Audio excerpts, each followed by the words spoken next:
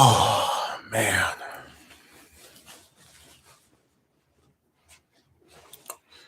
So we're doing our usual Saturday stream.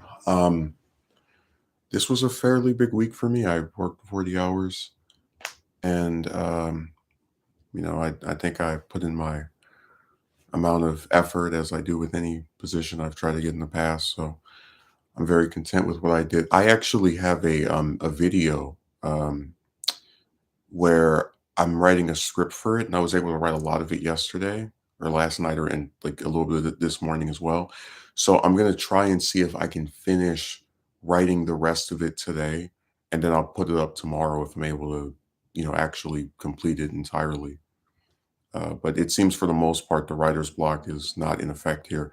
And really the video is, if I could summarize it without giving too much away, kind of talking about how there are certain things in an individual's life that um, are temporary.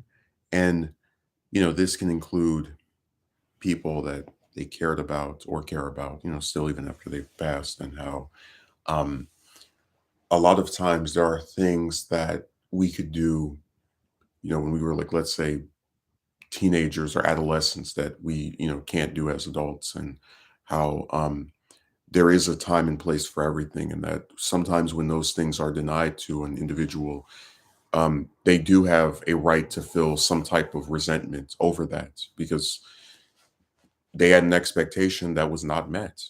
Um, and we all have expectations. You have a lot of people who say that, oh, this person should wear this, or this person should speak like this, or this person shouldn't say that. They are casting their expectations as, some type of fact for how everyone should act, but it's still an expectation nonetheless, that they're trying to impose on someone else.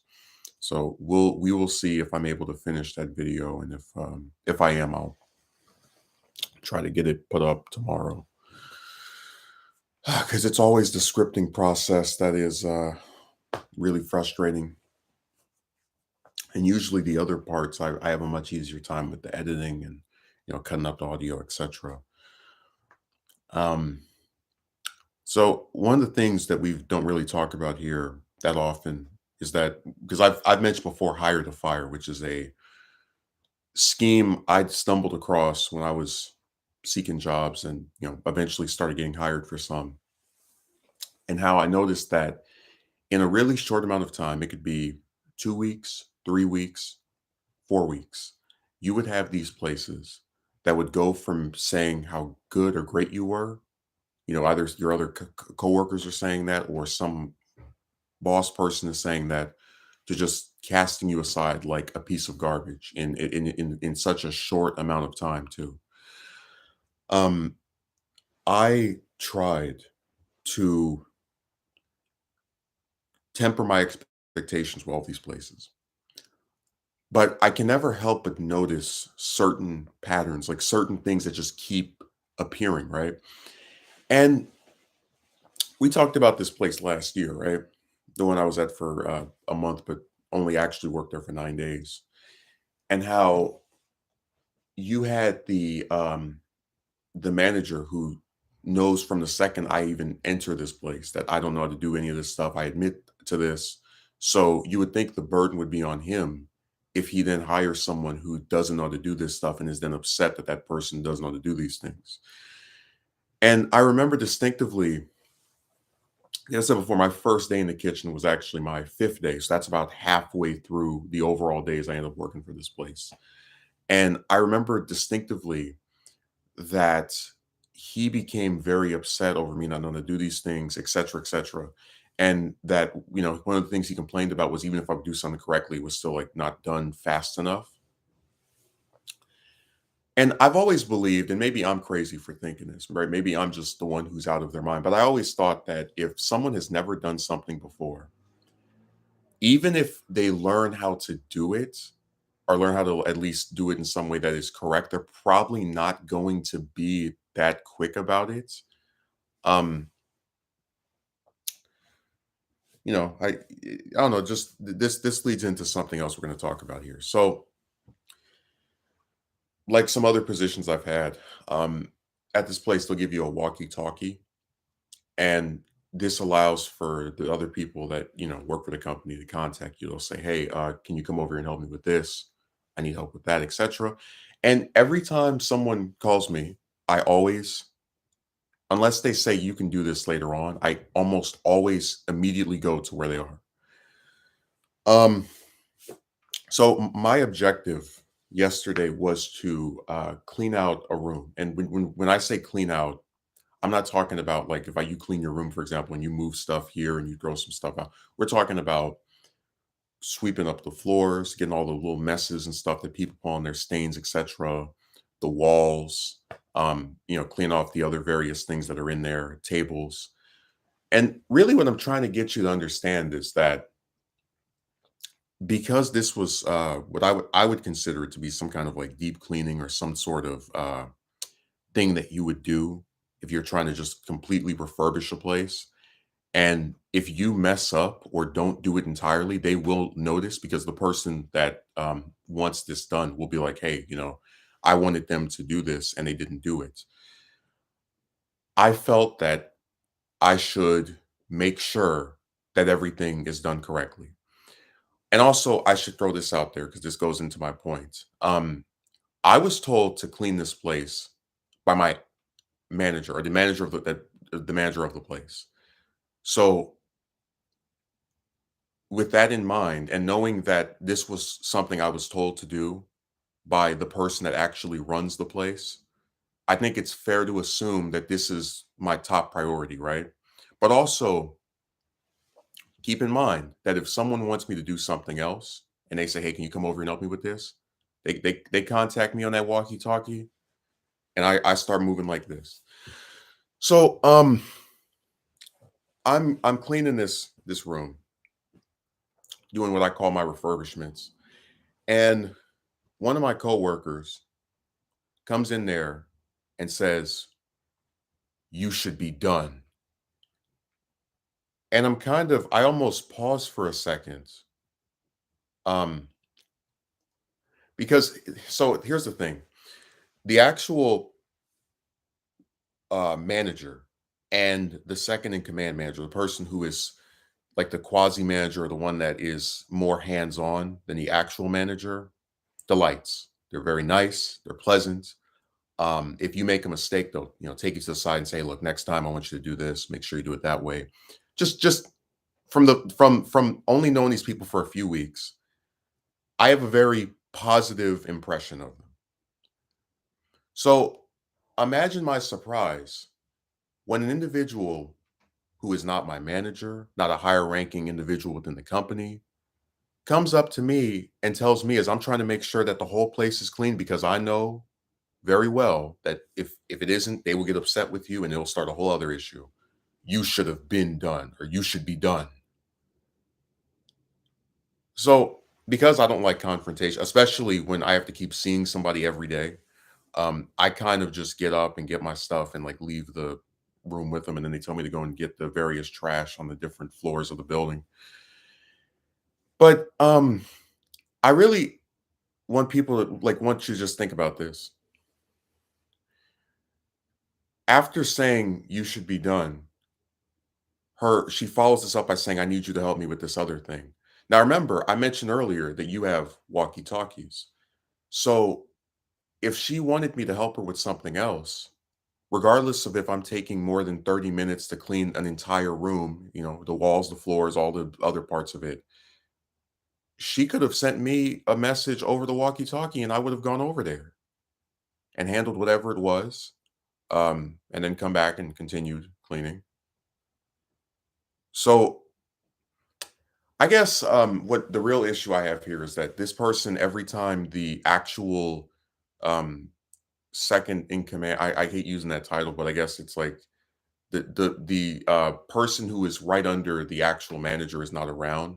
This individual kind of like decides that they own the place, and it's really how do I explain this? It's really jarring to be somewhere where it feels like everyone is trying to get along, and then you have this other person that's like really combative and abrasive.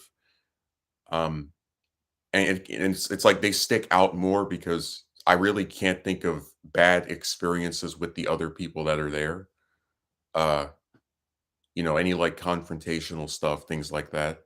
So I um I really did consider yesterday, like I don't want to say quitting. Um, and I'll put it to you like this: this isn't even about somebody being rude, but it's more so about what the title of this stream is, the speed obsession, where I used to put up that one Spider-Man picture. So either way, you just can't win. If you decide to do something very quickly, um, you're rushing to get it done. There is a very strong chance that when you rush to get this thing done, you're going to end up making a mess. You're going to end up making mistakes. And remember, this is a place where if you don't clean things, they notice it. They say, "Hey, look, you didn't do the inside of this drawer. This cabinet still has stuff on top of it." So, you know, even if you don't do this entirely correct or to the degree that they would like you to, how fast you were able to blaze through it is not going to matter. But then you get to the part of like doing things where you clean every crevice, right? But it takes you a while. Like I was on this one floor, and these floors all have about rows of 2 to 3 chairs. And these rows sometimes are, well, it's always multiple, but it is to varying degrees of how many there are. Sometimes there's 20 rows, 15 rows, and that means that we're talking 30, 45 chairs. And when you do a deep cleaning of a chair, and they're the little chairs that have the wheels on, the little roll around ones that are very comfortable to sit in. Um, I actually used to have one before somebody else got rid of it. But anyways, with these chairs, you have to sit. You can sit or you can stand. You sit down, you pick one up, grab it by its leg, you clean off the wheel, you clean off the parts in between, and they all have about 5 wheels. So on average, I'd say it takes me probably at least a solid minute to do one chair. And because of how many there are, um, it could end up taking much longer. In addition to the fact that you're also expected to clean off the tables and put them all at the, because some people adjust their seat higher. You have to also make sure that they're all consistent with each other. So it may take me a solid hour or an hour and a half to do just the chairs and the all parts of it.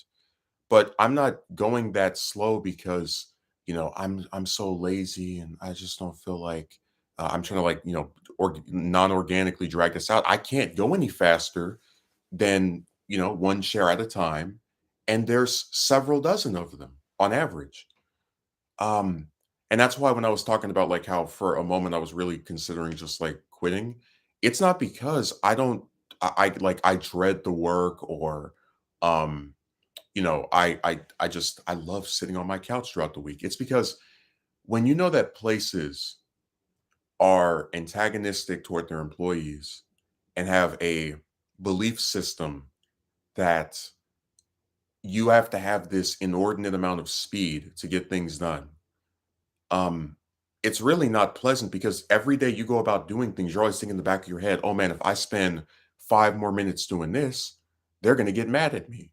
They're going to, say something to my actual, person who is my boss at the agency I work with. So I'm always like worried about this type of stuff, especially because when I was thinking about it, I said, well, out of the last 4 places I've been, I don't want to say employed at, but like, worked for some time with, 3 of them had the speed obsession, with this seemingly being the third. I mean, when I was at the place last year, you had this guy complaining about me not doing things as quickly as he would like, whatever.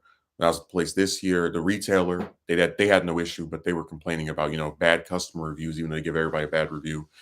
Um, Then if in another infamous incident, I had the insane woman that was running that other place that was like talking about I didn't have the speed she was looking for. So what I started to realize is speed is a subjective thing that employers are now starting to use to get rid of employees that are doing what they're supposed to be doing.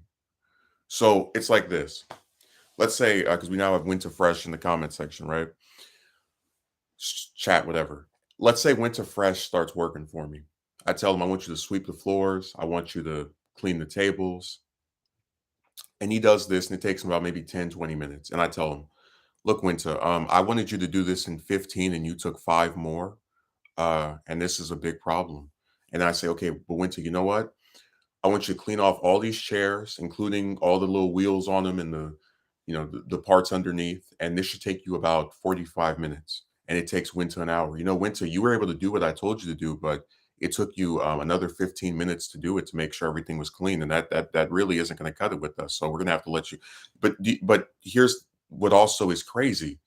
I haven't seen complaints from either the manager or the person right under the manager about my speed. It was from someone who, again, is of the same rank as me in the company, which makes it all the more bizarre that they would try to assert themselves in this way because if I was truly moving at this snail's pace, I would hear something from the actual people that run the place.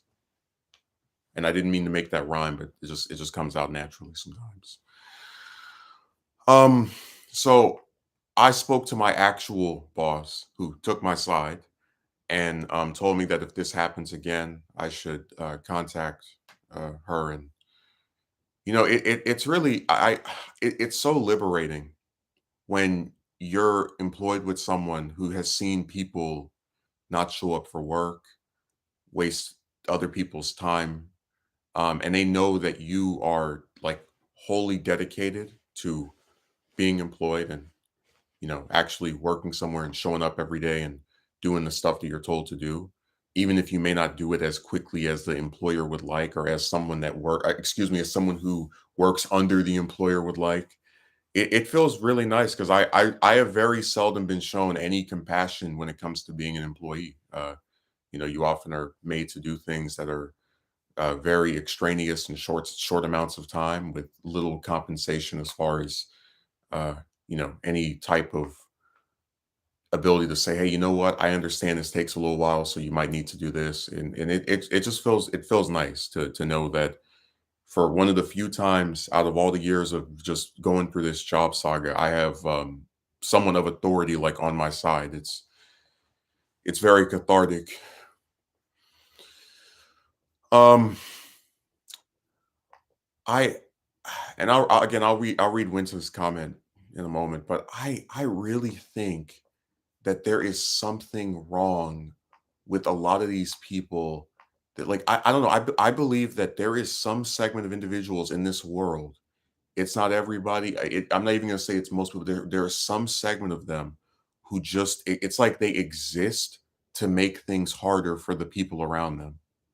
Like their full reason for even being on this earth because they're not like doing anything. I'd say that's extreme. That's like really productive. Like some of them have kids, for example. But if you're a woman, that's not exactly a high bar. We know the reasons for that. Um, but as far as like actually doing something, even if they're doing something productive, like oh, you work or every day, it's like you're still trying to make something harder for another person or act, like a prick to somebody else for seemingly no reason other than to flex your muscles and to I guess play a game of one-upsmanship like, "Yeah, I can do this thing I've done 100 times quicker than this person who's never done it before." Those combative people are the worst. I had a coworker ask me if I could help a customer, and I said I would when I'm done, and she ended up saying, "No," would have been a better answer. Yeah, these people are really insane. They want I don't even I'm not going to pretend to understand them. There's a lot of weird stuff that happens when you work for companies. Like you just get put around people that if you weren't working for this company, you would never even give the time of day to.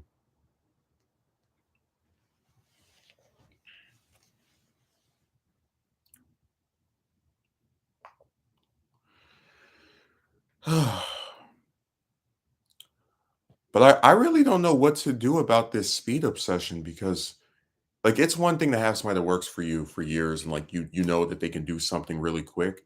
But some of the stuff that they want you to do, it's like there's people who just don't understand it takes time to do it. Like, I really would, and I can't record myself in there obviously, but I really would love to just do a video where I show me cleaning all these chairs and tables. If I clean the bottom part of every single chair for an entire floor of a building, that could easily by itself take 30, 40, 50 minutes because we're talking about dozens and dozens of chairs. And sometimes they have gunk on them. Sometimes they have markings on the back. A whole bunch of stuff. Then you have to go wet your rag because you've been soaking it so much in these chairs it starts drying out. I totally agree and definitely resonate with your position on this. It always just befuddles me how these things don't need to be harder for this person. We are all trying to work. Be why can't we just and helpful to be helpful to each other instead of being so weird and combative? I hope your work hasn't been so difficult, and if so, it gets better for you. Well, the work itself, I don't have a problem with, but and even like 99% of the people that work in the place, I would say are pleasant. Like at worst, they might not say something to you, but whatever. I'm not going to pretend that that bothers me. Because silence is better than loud disdain, which is that's why like the person that did this stood out so much because everybody else, including the actual people above me there, don't act like pricks. So I noticed it very instantaneously. Um, oh, Megumi, let me give you an update. So remember that place I was working for a couple of weeks ago, and the stupid manager was like, "Oh, he doesn't have the speed we're looking for." And she ended my assignment, and then they hired somebody else, and then that person was barely showing up. In the 2 weeks that have followed, they got two more people. Um, and they go through the same agency executive that I go through. So if they don't get in, like if they don't show up to the place or work at the place, it's their own damn fault. Because I know the lady is like very serious about having people that want to show up and work somewhere. So she tells this guy, "Hey, look, you're supposed to be up here at 6 in the morning, which was the hours I had a few weeks ago, every day from Monday to Friday." He shows up at 11 o'clock and then says he forgot or he didn't know that he was supposed to show up at 6 a.m. So halfway into like over halfway into the ship is when he finally appears. So she was like whatever. Then there was a woman who and this I'm not joking when I say this um said that she wanted to work and then like was all set and ready to go, right? To start working at this place. She sent this woman a message saying that her grandkids, I think her children as well, and herself were all hit by some truck and they were all hospitalized. Now, if you get actually injured in some critical way that puts you in a hospital, you have records of it. So a hospital will actually give you a receipt or some kind of verifying documents that say, hey, this person is currently incapacitated and there's, whatever. None of that. So she made up this weird, crazy sob story to get out of working an 8-hour shift like everybody else. So that place that got rid of me, since they just threw me away, the person that was showing up every day and doing all the stuff they told him to do, they have had no luck in getting anybody else to work for them. They've had three people, um, and they've all either not shown up on time or not shown up at all. Like I said, every update I get with regard to that, I'm gonna make sure that gets mentioned because I just these places, I guess, and I explained this before. It's so cathartic to work somewhere and then you get like treated like trash, right? They just throw you away like a piece of garbage. And then you find out that those people who threw you away like trash didn't value you, didn't respect you, didn't anything with you that was remotely good. Every time they try to get somebody to replace you in the position that they had you in, they're all worse. Like they can't even do the bare minimum of showing up or being there for the whole shift. It's very vindicated because, like I said, I really wonder with a lot of those companies that will, just like hire and fire. I always doubted that they get rid of you, the person that's, maybe you're not doing as great as they would like, but you're trying and you're showing up every day and you're on time, etc. And they just decide, oh, let's go hire this new person who's perfect. I've never believed in that, but I never had any actual like validation that my theory was correct. Because like, I don't pay any attention to these places. I ignore them after they get rid of me. My business is done there. So to know that every single person that has been my successor or that they've tried to make my successor at that place has decided not to show up, not been reliable, it makes me feel very good because I would have done everything that place had told me to do just to work. That's how desperate I was, and to a large extent still am, just to get steady work. And like I said, that psychotic manager didn't say anything to me about like, oh, you need to go faster. Nothing. Just I went back to my house the end of the first week and was told that I'd been let go of, and it was a big shock. Just and like I said, it was cowardice on her part that you're gonna sit here and get rid of somebody after 1 week that shows up every single day and does all the things you tell them to do, but then these clowns who can't even come in on time or at all, you're gonna keep cycling through them over. And that was only that's like what a new person every single week. And from what I was told, apparently now they're not even gonna bother. They're just gonna have like their two people that were there, and that'll be it.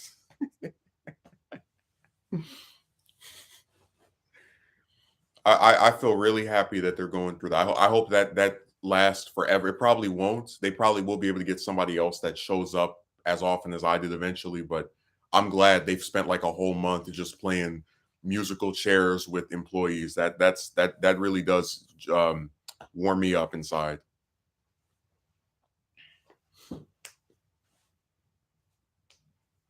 That kind of thing really infuriates me. They easily can get rid of you and try to get someone else on the hopes they'll be better than you and turns out to be a dud.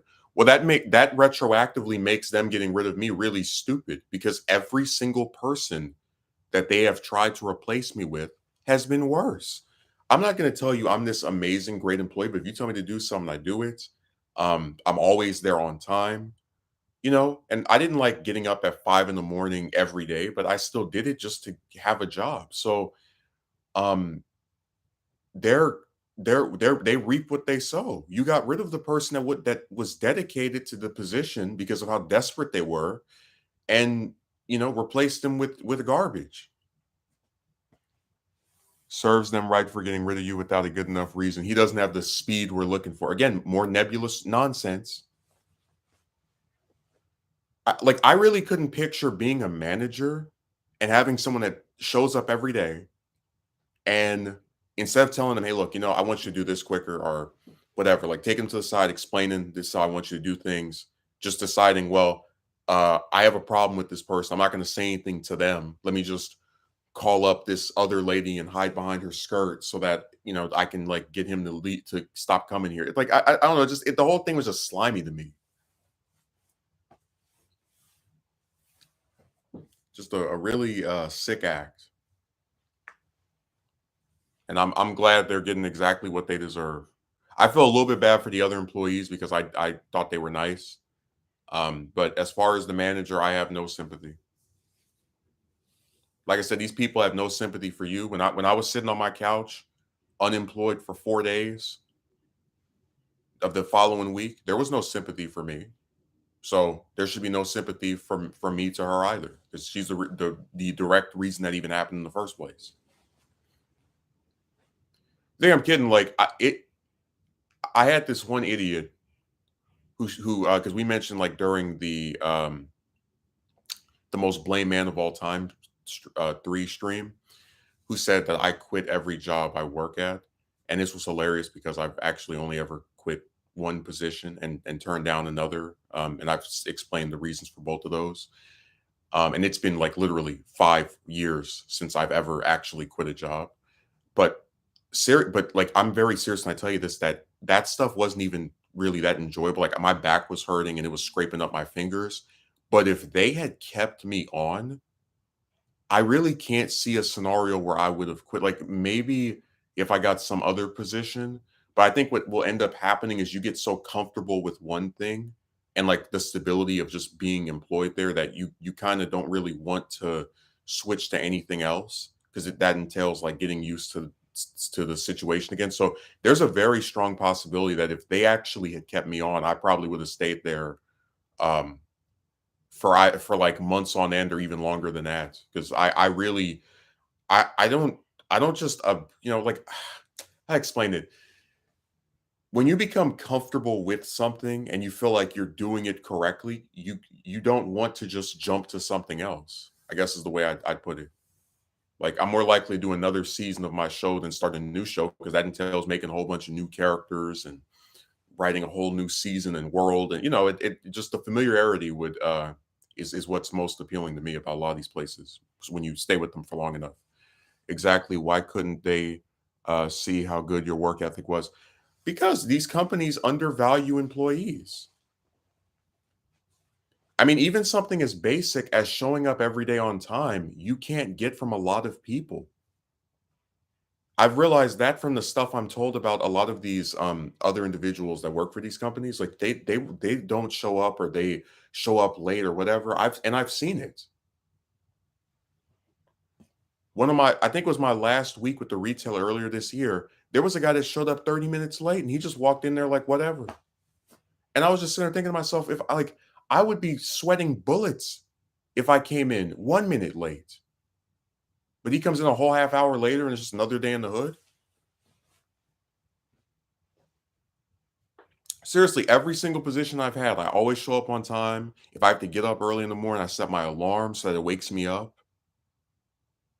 And a lot of times I don't even feel entirely like doing it. Like I only got 6 hours of sleep between it was on both Thursday and Friday. To where when I actually returned home yesterday, I fell asleep from 6 to 10. Like I took a 3 hour nap. I was just so exhausted. Um, but you get my point, right? That you have someone in myself who, when they work somewhere, they're reliable. They're willing to work a little later, depending on how much longer the shift is. They do all the stuff they're told to do.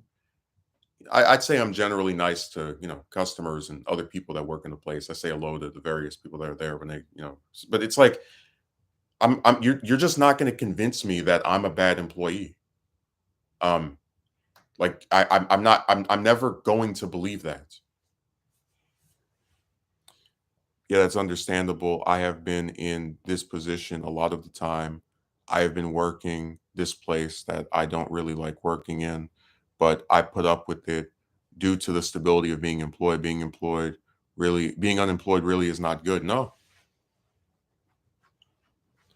during my video, it's spoiler alert, it's romance. I have a part in there where I talk about how because we were discussing like all these different women that don't want to have kids and they tell you that they don't want to have them.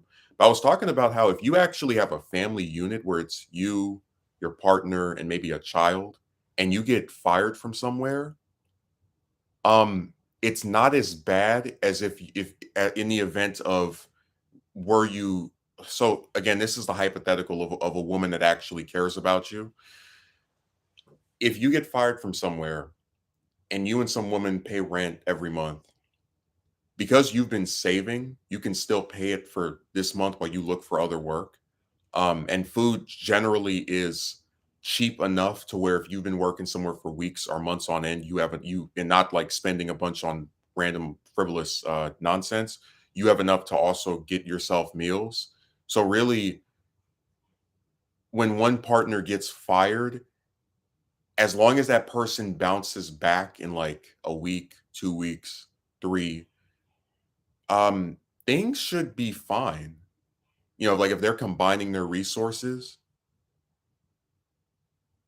like I'm gonna give you an example. Again, we're talking about actual partners that care about each other, not no gold digger crap.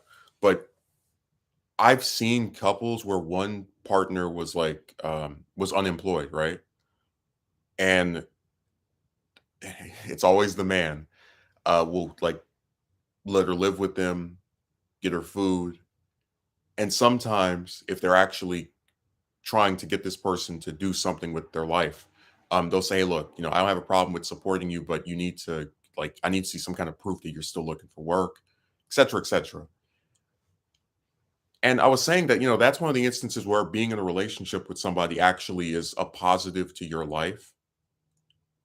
And that's why I said that like so much of this stuff is geared toward women because every time I see a partner that is that way, where they actually care about and take care of to some extent or another their partner, it's always the guy doing it for the woman.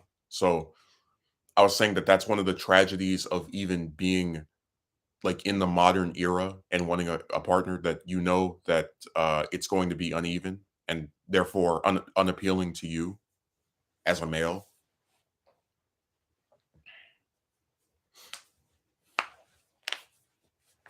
Oh, the only other part of the job I don't enjoy is that every Friday, the shift starts at 6 a.m. and they won't give me or most people, I guess, a key. So that means at 6 in the morning, late 5 in the morning, you have to sit out there in that cold, waiting and hoping for somebody to open the door. And yesterday was awful, because it took them. I counted. I looked on my watch or my phone, whatever, almost 20 minutes after the shift started for them to like come, like they were on the freeway, traffic, etc. And I was sitting out there in the cold for 30 minutes while it was raining. Um, and this one person said, "Oh, you get paid out of their way." It's like, yeah, but if you're like, I really don't enjoy freezing for that long or for any period. Like I had half a mind to call like a Uber and just leave. Like that's how extraneous that stuff felt. And the only person that actually came out of the building is someone I couldn't get to let me in because they're part of another company. And they only came out to see if this guy was still sleeping in the elevator. So, that's probably my least favorite part of the job on most weeks. But usually someone's there, but that was awful. Raining and cold as the North Pole for 30 minutes. I feel that is a very important point to make and raise awareness to other people about it. Like I said, the best partners actually do something of some worth to you, right? They don't just buy you a purse or some other frivolous stuff. And are just supportive, man. Like that's why I said you can put all these chicks together, all the ones I've spoken to, and the actual things they have done for me can all be shoved into like a little box. It's all been stuff out of mouth, them saying this but then doing the opposite. Like their actions are inconsequential. And it's really sad because we're not asking for some big huge thing. You know what I'm talking about. Like it's just sad that like even if you ask a woman like, "Hey, can we talk? Can we have a phone call?" It's too much for her. So even something that doesn't actually cost them anything other than just their time of like and spending it with you, they can't be bothered to do. And then people will sit there and be confused as to why you don't like talking. It's just like, yeah, man, just it's a really sad cycle.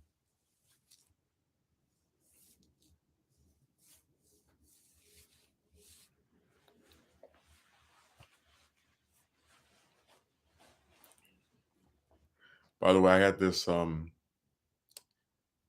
one lady that helped me with something. She didn't have to do it. It's not her job. So I was like very touched by the act, and I worked up the courage to just like go up and say thank you a week later. And I was just thinking to myself, like, man, if this was me 5 years ago, 6 years ago, I really would have tried to like, you know, um, get her number or something. But at this point, like maybe I'll ask for an email. Um, but I'm still debating if I even want to bother with that. Because it really does seem like every time you try to actually become closer to a like out like because I said before, I see women in real life when I'm working somewhere, it's high and by. They might try to strike up some conversation with you, answer the questions, whatever. I'd say I'm generally pleasant. Um, but like going the extra mile of trying to, become friendly with one of I really can't see myself bothering with it. It really isn't complicated. It's a very simple concept. It takes equal effort on both sides to sustain a healthy or genuine relationship, romantic or platonic. Yes. I mentioned before, my best friend, I had the same one from when I was in first grade to ninth grade. I stopped speaking to him because every single time we would speak or do something together, it was because I would ask for it to be done. I said, "Hey, this is not sustaining. You can't have a friendship where one person is always reaching out and the other is just on the receiving end every time. It's hollow in my view."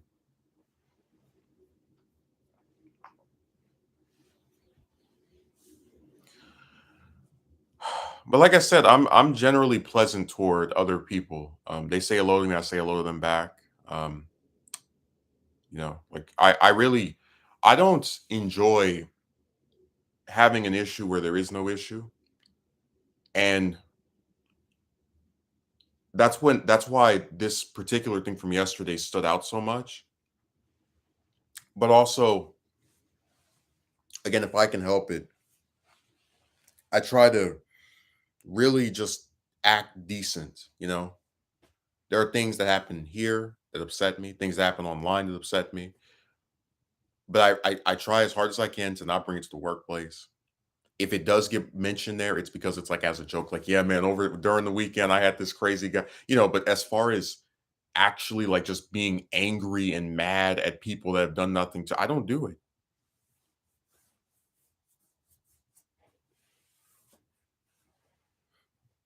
And according to my agency's head, no one from there who is actually a figure of authority, either the manager or the second in command, has said anything bad about me or like anything at all about me.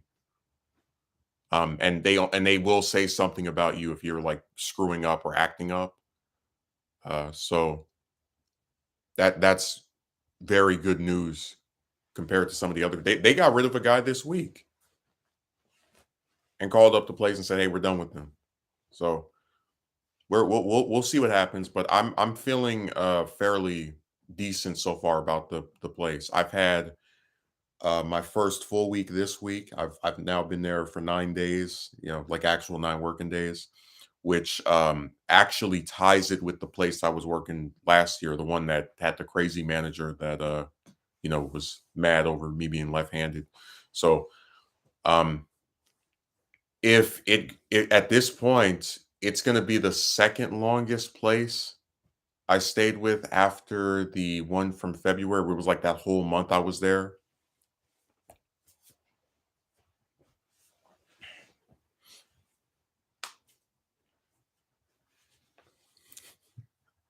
I tell you, the one from February was insane. Like those customers, when you're surrounded by so many different people in these brief exchanges, you really do get to see like just bizarre things happen. Like I think I mentioned on another stream the guy that yo, I thought you were asking me what's up on X Universe too. I just know they dropped some DLC for superhero, but I haven't been playing. I haven't played any games like the last couple of weeks. Maybe I'll play some today. I don't know. But like I was saying, I noticed I lost a train of thought. Thanks, Akatsuki merchant. You just ruined the whole stream. I'm banning you. Get out of here. I was thinking of some profound statement, and then he came in there talking about this game, and it just blew up my whole all of my remarks. I knew I should have written the script.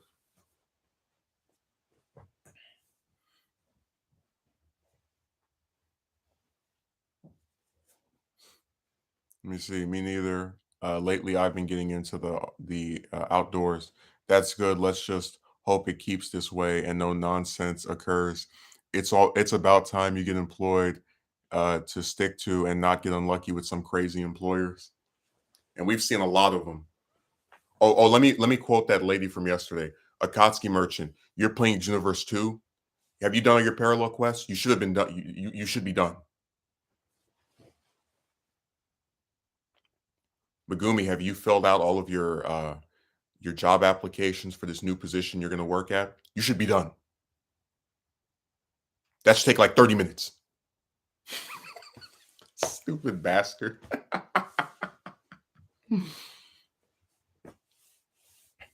Dude, when she came in there, she acted like she ran the place. Like you would I I guess I've had people like when I was a kid, for example, I remember going to like different construction sites with my grandpa and like just other people that were like checking stuff out. And I would see actual like bosses be like, "Hey guys, look, you got to hurry this up. We have somebody coming over to look at this." Um she can go and eat a log. Dude, I that same woman, I had to show how to use the elevator a few days ago. And like, I didn't say anything bad, but it's like, how the hell do you need my help with that? But then you're gonna sit here and act like you're this big genius and you do things so quick. Like, man, if you can do this so damn fast, why don't you get over here and do it instead of me? Like I said, when they're talking about you sweep some stuff off, wipe this thing down, that I can do that in 5 minutes, 10 minutes. But when you're talking about cleaning the walls, the floors, the actual like stuff that's there, it's going to take a little bit of time to do all of that and to make sure every spot has been gotten rid of. Like, dude, I almost wish I had taken a picture of it. When you open a cabinet and it has stuff on the like little pieces of, I guess maybe food or soaps or whatever that have dried on there, it takes a while to like scratch and peel all that off. And then you have markings on the wall from different markers and pens or whatever, and you got to use they have like a little eraser and you just scrub it on there. Like you have to make sure that this stuff is gone. Then you have hairs on the floor and other markings that have been made from people's shoes and gum. Like it's not easy to do all of that, or it's not simple to finish that in that short amount of time. And again, even the manager knew that, which is why the manager didn't complain about how long I was taking. But this other person that's way below the manager is, who I should be listening to and hearing from. That stuff takes time to do, especially when it needs to be done professionally. Like I said, if you make one error, they will tell you. They'll be like, "Hey, there's still stuff in the back of this chair. Hey, there's still stuff on the floor. Hey, there's still stuff on the wall. Hey, I see fingerprints on the glass." Like get out of my face. She's stupid. Like the AI isn't particularly hard, but they do some insane crap.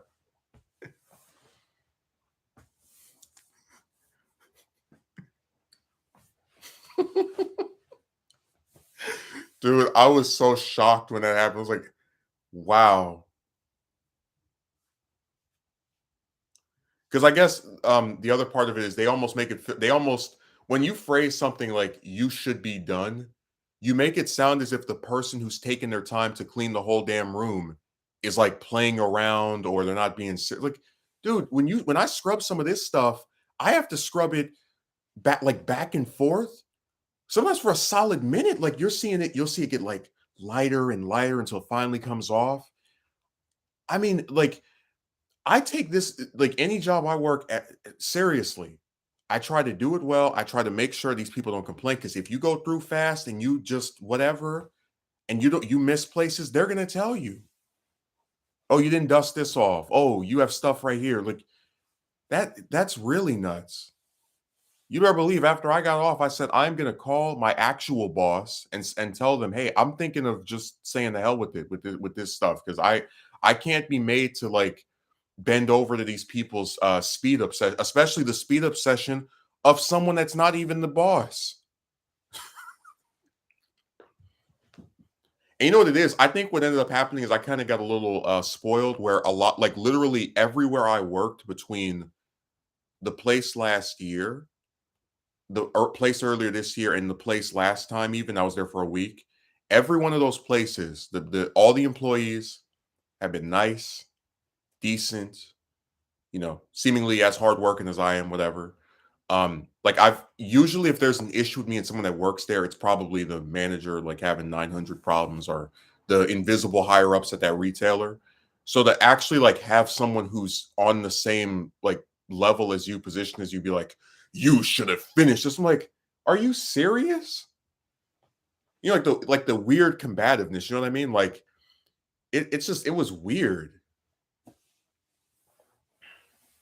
But like I said, I'm not the same as I was last year, where I was willing to put up with the manager from that place talking about man move and if you can't do this by the like I'm so used to these places have like we remember what Joe Manchin said, you can be a hero one day and a villain the next. You can be hired one day and fired the next. So I don't even sit here trying to kowtow and whatever. Like I'm gonna tell the actual second in command, hey, look, I want to work here. I've been doing this stuff, but in a way that I think is proficient. But I don't have. I'm gonna need some time to do certain things. I don't have this amazing speed that this person who is not the manager wants me to have.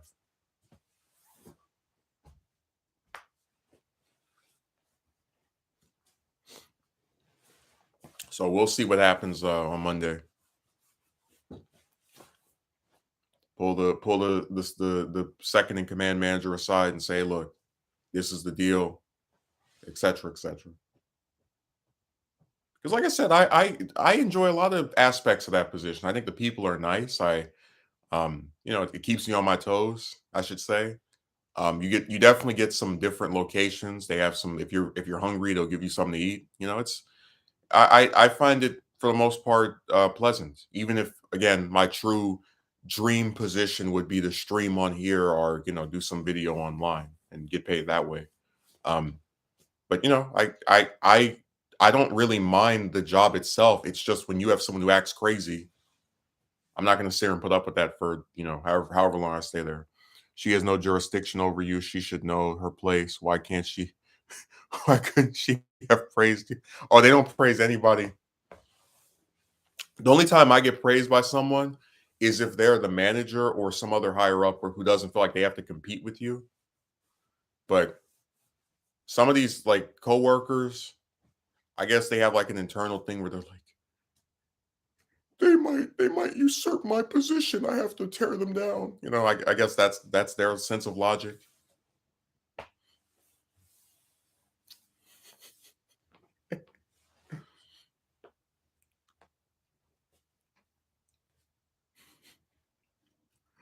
Man, the people at these places are so weird.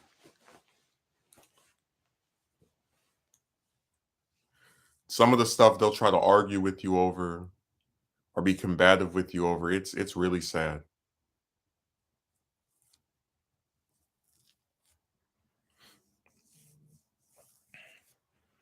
If she thinks you're too slow, why can't she do it herself in the allotted time she considers is fast enough? Yeah. I was assigned to clean that place by the actual manager. And actual manager never complained about my speed with doing that at all. So I think if it was so easy to do this, she should have done it herself, but she didn't. Um, because like a lot of other people, she's full of crap.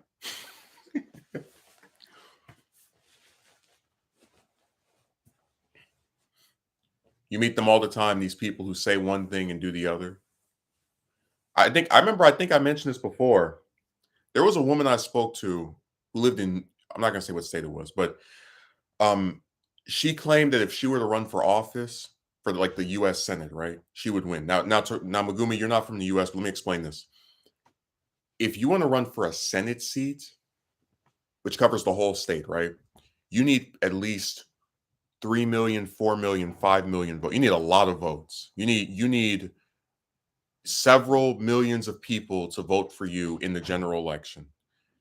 And I said to her, well, lady, you've never run for anything. So how can you be sure that you would win a seat that most of the people who win it have won multiple elections before that? Because she's full of crap. I can win this seat that people who have won way more elections than me usually don't win, but but I'm not going to bother. But just know I could if I wanted to. Yeah.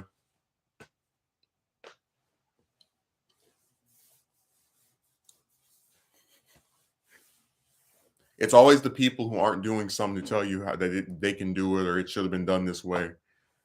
I don't know if you ever noticed that, but that's a recurring trend I've started to pick up on.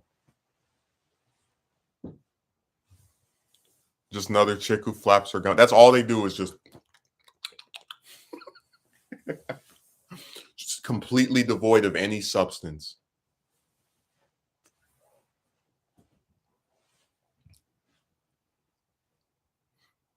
Told you. I want you to one day sit back and think of all the women that are not members of your family and ask yourself, what have they done for you? In what ways have you been benefited by their recurrence in your life? What things have they done that make you feel as if, you've gained something from being with I really can't think of anything.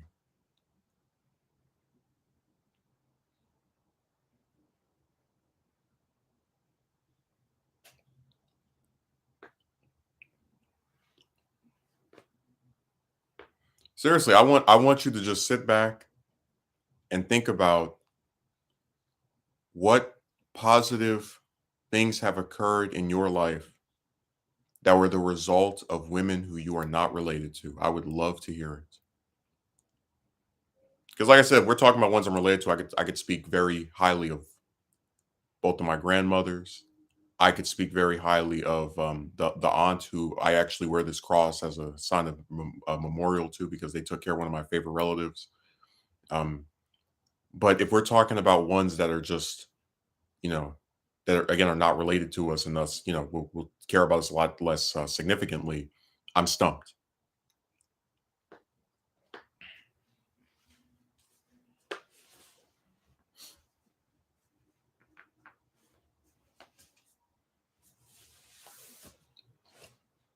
So I really can't think of anything. So they have two roles: to waste your time with like the appearance of being interested in you romantically, and to be used as ammo for other men to attack you with. That is the full extent of their involvement in a lot of guys' lives, including my own. Like I said, I work with some. Um, I'm pleasant. I'm nice, but I have no desire to get close to any of them or to try and, actually become friendly in some personal because I know it's a waste of time. There's nothing fulfilling that's going to come from it. And what's so interesting is that if we were to just like go through history, there are plenty of women that have actually been helpful to men. But it's like if we start going down that rabbit hole, you're gonna see how awful a lot of the modern ones are. Like they're gonna look even worse by comparison.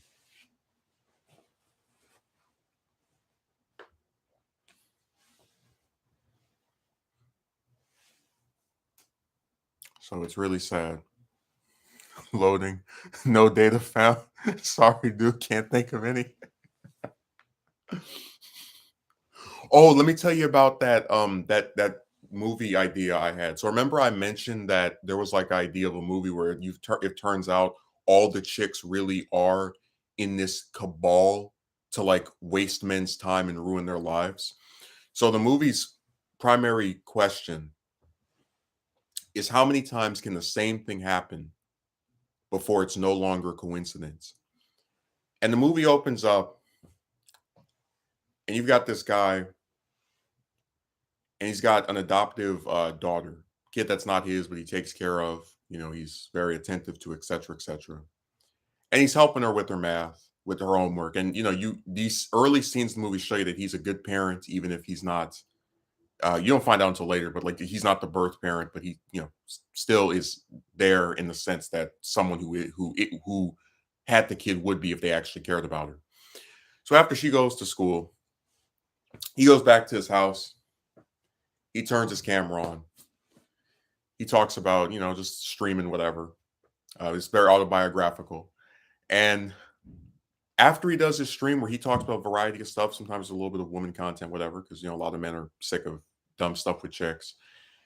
He goes to get the mail and he notices there's like some weird guy in like a black coat with one of those like hats that just covers like half the face, right? Just staring at him down the street. It's like, okay, that's weird, but whatever. People do all kind of crazy stuff during the day. He goes back out there. Short time later, the guy's gone. But like I said, over the course of the movie, you see the love and relationship between him and his stepdaughter to show that this is a man who actually is has very redeeming qualities. Even if you don't agree with him on the woman stuff, and he keeps it away from her every time he talks about it. He says, "Hey, leave the room, go somewhere else." And you have this best friend character who is like the one who's like, "Hey, I met this woman over here," and he's like, "Hey, look, I'm not interested. Too much time's been wasted."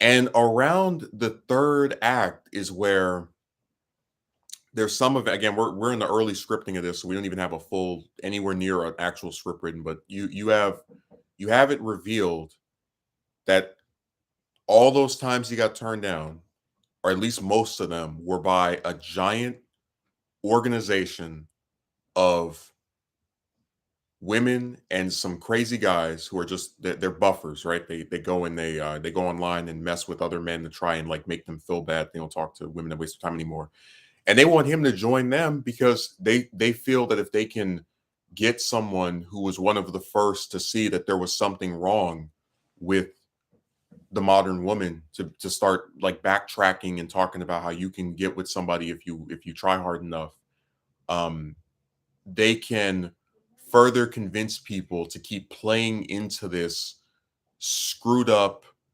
self-defeating um cycle that is all meant to be geared against men. So like I said, I enjoy the concept so far. I think it's got some pretty unique ideas. I don't even know how the hell I would make this, but like I think probably the part that would be the hardest to do, because you can get like a little one room place somewhere and just have it be dark. Um, is probably where you have like the group of women sitting together. That would have to be like a bunch of extras. But yeah, I like the idea. I think it's got you got a character with some nuances. There's something there that I think if it's scripted well could actually turn into a good story. So maybe I might start writing it this week. I have to make sure that that prompt is fully to the extent of details as I would like, and then we'll see further. But that is so far what I have for that idea. We're gonna call it the romantic rejection conspiracy or something. The RRC. What happens when the same thing happens over and over again? It's no longer coincidence. It's a predetermined series cycle. All right, so if you really think about it, it makes no sense for men to ask out women. If women are more selective than men are, they should be the ones who go and say this man, hey, look, I like you, whatever. Like, why does someone have to get turned down by a group that they know on average doesn't even find him attractive anyway? Sounds very intriguing. Would love to hear more updates as you progress it. Yeah, a self parody. I'm telling you, man, when I was in like seventh grade and I asked out that first girl, I knew her for 5 years. She gave me her number without me even like having to explain anything.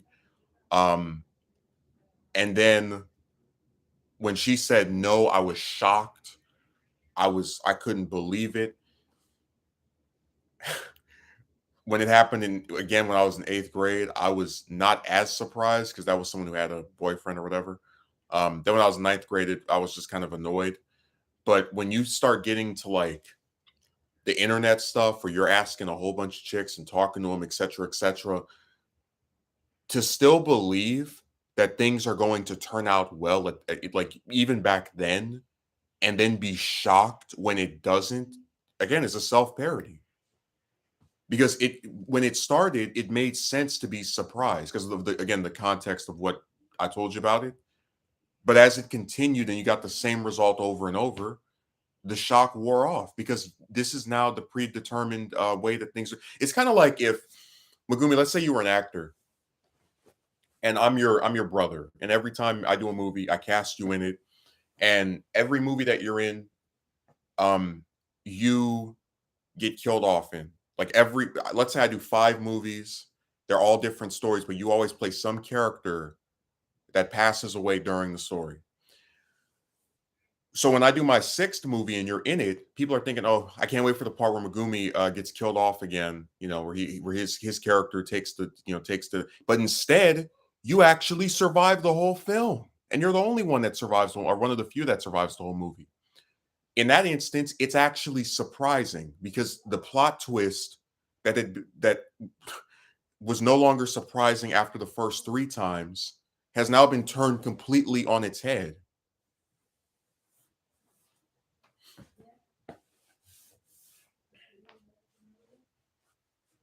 But if you go into the 6th time expecting like being shocked that he got your character was killed again, then it would be a self parody like, wow, I can't believe this happened for the 5th or 6th time in a row.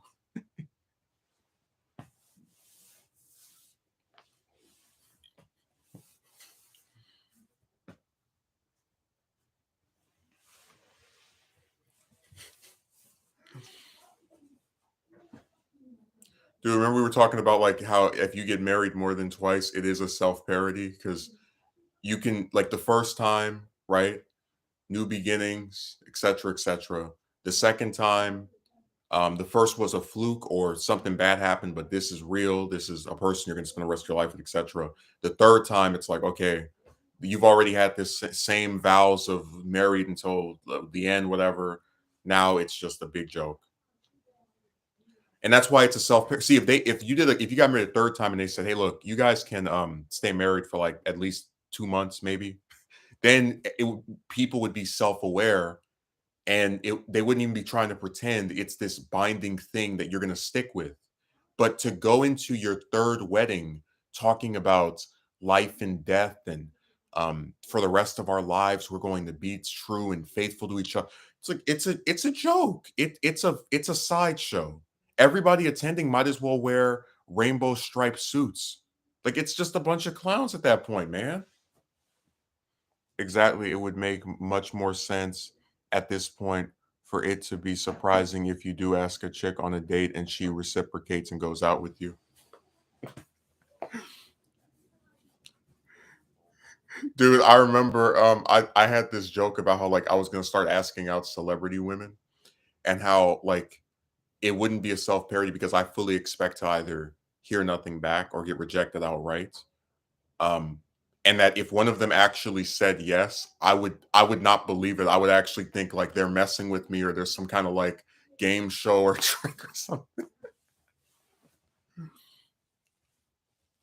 Dude, when that broad last year asked me on a date, I couldn't believe it. I thought I was dreaming or something, and then sure enough, it was all BS.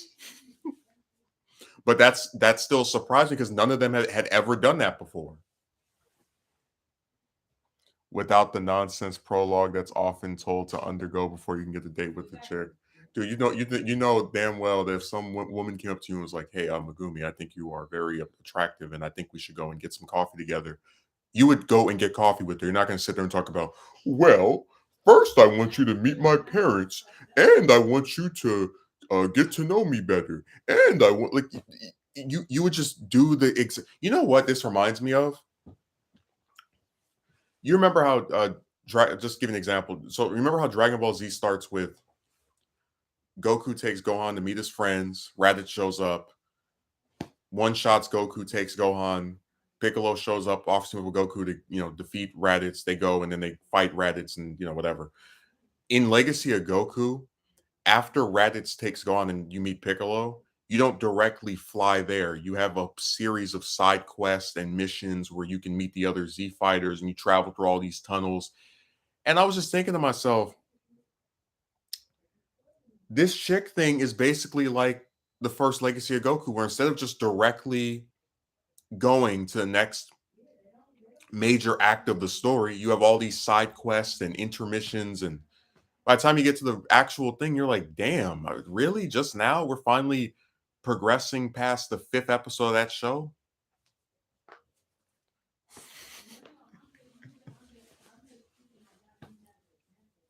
God, man.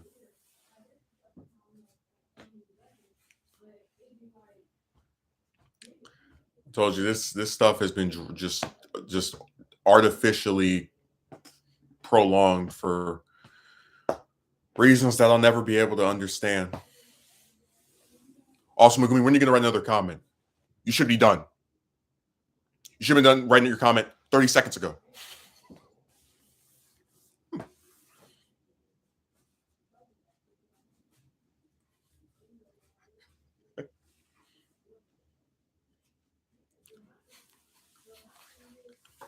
Hey, I'm a Akatsuki merchant. When you gonna write a new comment? You should have been done. So I have to say present tense. You should be done. You should finish writing your comment 3 minutes ago. I swear, some of the stuff people say should just be in like films or movies. Like it's so mock worthy. It's not even funny,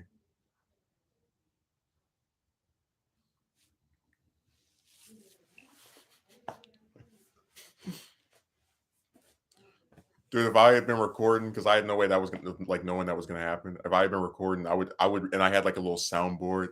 Every time she said like somebody writes something and it takes them a while, I'll put their name like on one of those like word spoken word documents, like it'll say, Mogumi, you should be done. And then her voice says, you should be done.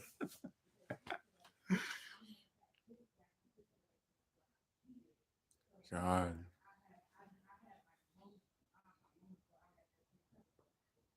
I'm telling you, these people are just the worst. They all think they're better than somebody else. They all think they're just the greatest thing ever. She deserves to get mocked at. Oh my god. And you know what's really sad? It's like, as much as I don't enjoy like picking fights with people in real life over stuff like that, it's just again the antagonism. Like so vindictive for no reason. You don't have to be like that. No, you don't. Again, my actual bosses don't even talk to me that way.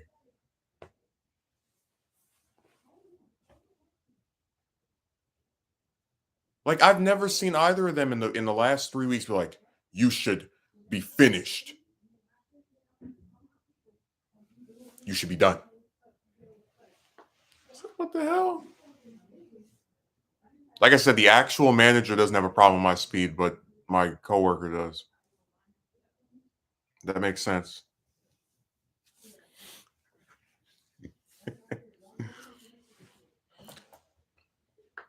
That's a very interesting chain of command. People they just flip and switch, and who's the leader and who isn't. Like that if you saw the difference between how she acts when the actual person that is the secondary manager is there, and how she acts when that person isn't around, night and day. Some people have a real stick up their behinds. Oh, absolutely. But I was just sitting there, I was like, man, you come in for these shifts. Sometimes you're really tired. I know I was really tired Friday. Friday, it's interesting. Like Friday, for some reason, because it was 8 hours, 6 to 2:30, like all the other ones, right? Friday went by really fast compared to the other days. I'm not quite sure why. Because every day I do multiple different things. But it's like I was like, okay, this has turned out like it started off awful because of like all the rain. But I said this turned out to be a fairly decent day, right? And then toward the end of it, she just blew it up with her garbage, man. Like, God, I don't know what's wrong with these people. They're just so aggressive for no reason. By the way, I was laughing out when I was outside yesterday because remember I was standing out there for like 30 minutes in the rain, and I see the one of the other employees has like a key like pull up. And then there's this that's when the one that said the thing to me shows up as well. And it's weird because it was like, where did she even come from? Like Megumi, you might not remember Janemba from the Fusion Reborn movie, but he has this ability where he can just like materialize in different places. Like he cuts up into pieces and he show. I swear to you, I like walked one corner and turned back, and then she just materialized right next to the other one. I'm like, and the way we were standing, it looked like one of the formations from Sonic Heroes, where you have the like highest ranking person who I guess is the Knuckles character, the power character, whatever, in the middle, and then the speed one on the side, and the fly one. I was like, what the hell is this? I thought I was waiting for one person and another one just pops up out of nowhere. I don't know where she came from. That was weird. She just materialized.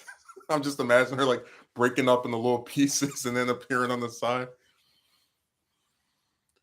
God, I didn't know what that was.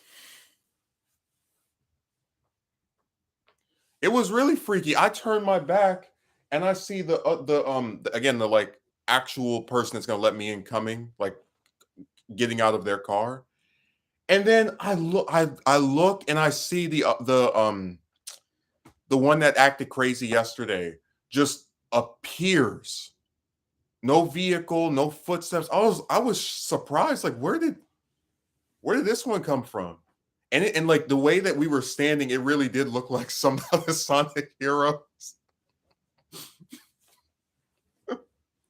Like I'm just imagining. You remember the little it has the three what do you call it? They're colored like this Team Sonic, but they're for every team where it's like the three different parts of the team on like when you start a level in that game, it has their symbols for their different powers or group type or whatever class, and it says the stage. I could really picture like us running into the building like it's a like it's a stage in that game. Oh my god.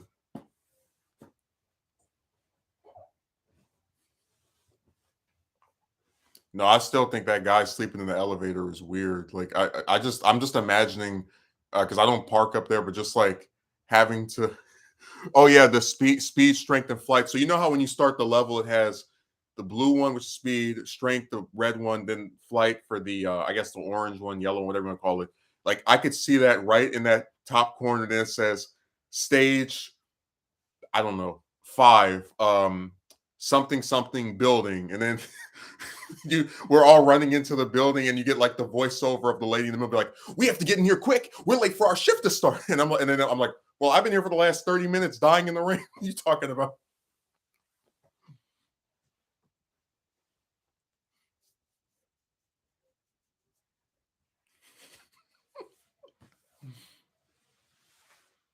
I don't care what you're thinking as it turns to me. Cause what I have in my two hands is enough to set me free. Set me free. I can fight the feeling to resist it over time. But when it's just too much to take, you sneak up from behind. Is it me? You say you're looking for. I was looking for those bastards. Like, where are they? They were late to their own shift. Oh yeah, I love all the Sonic music is great. Like even in the like okay games or the ones that people don't think are good, I like them. Soundtrack is always on point.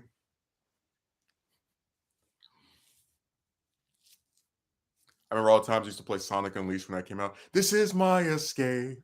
I'm running through this world and I'm not looking back. Cause I know I can go where no one's ever gone. Like I all the different songs. I don't even have to listen to them for years. That's how memorable they are.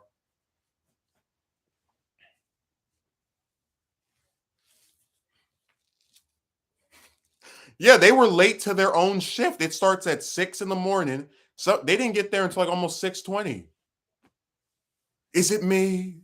You say you're looking for. I was definitely looking for them. It's like, where the hell did they go? I got here on time and I got to stay out here for 20 minutes in the rain. How's that work? I can see if I showed up really early, like an hour early, 30 minutes early. I came on time and that was my reward. I guess the saying is true. No good deed goes unpunished.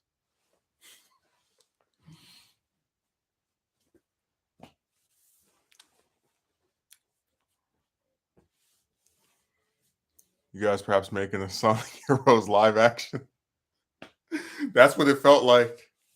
Like me waiting in the rain was the cutscene, and then the other two show up, and then we run into the building. Y'all in the elevator.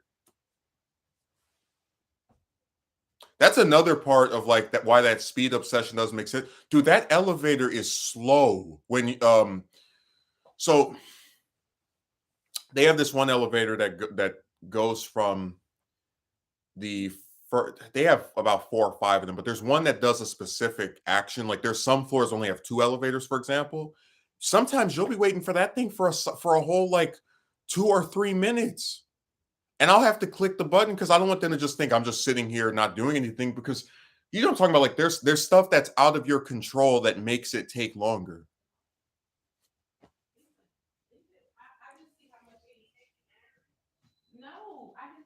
God, this stuff can be so impossible, you know. The live action Sonic Heroes. I mean, hey, I'll tell you this: if the Sonic 3 film does well, I think like I don't think 4 is going to be silver, so they probably would do Heroes for number 4, and then have it be like the introduction of Metal Sonic, and like him being the because you know how Jim Carrey say he doesn't want to like he's retiring from acting. If Carrey truly is done acting, and he like leaves after the third movie, right? Heroes would be the perfect story for a Sonic 4 because it you have Metal Sonic as the main villain. You have all you're not going to have like 4 teams, whatever, but you could have at least 2 separate teams, maybe 3, and you can introduce like the chaotics in that Knuckles series that they were talking about doing. I already don't like being in those kind of scenarios. Dude, that elevator is like a snail. You'll be sitting like I'll click the button again just to show that I'm not just like because sometimes I really think it forgets to even go up there.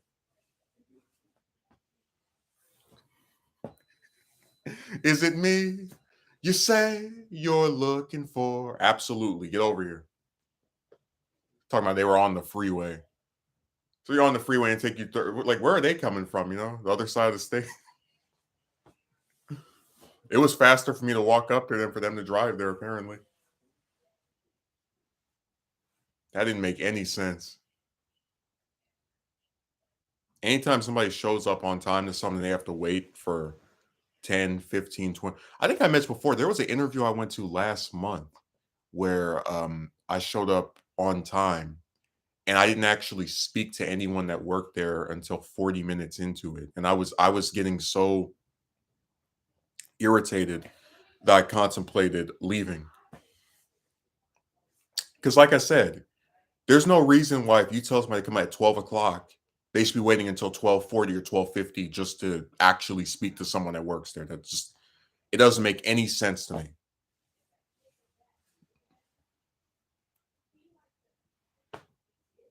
Yeah, I don't understand these people.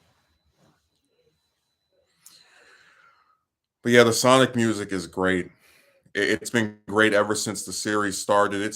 I mean, people talk about the game's decline. That music has never gone out of style. Remember, his world where compromise does not exist. His world. You know, like just like all of the songs are at worst good. Like even if you don't like the damn game. Man, all the music is decent. It's been decent ever since the Genesis days. It's been decent during the Dark Ages. It's always good. All that music is classic. I think it's wonderful. Again, even games I don't think are good have songs I love. You know what I think it is? I think because in general, we all have like a certain taste, right? Like maybe you don't like rock, maybe you don't like rap, but I feel like if you give something a decent beat, some lyrics that actually are cool, memorable, etc., you can get people to like be on board with it. Because really think about it, you don't really have people who talk like unless it's rap, right? You don't really have people like that new album that guy did. All the songs were bad. You usually hear maybe this person's songs weren't as memorable as the ones they had from this other album. So I just think music in general is more uniting of people than a lot of like other mediums are.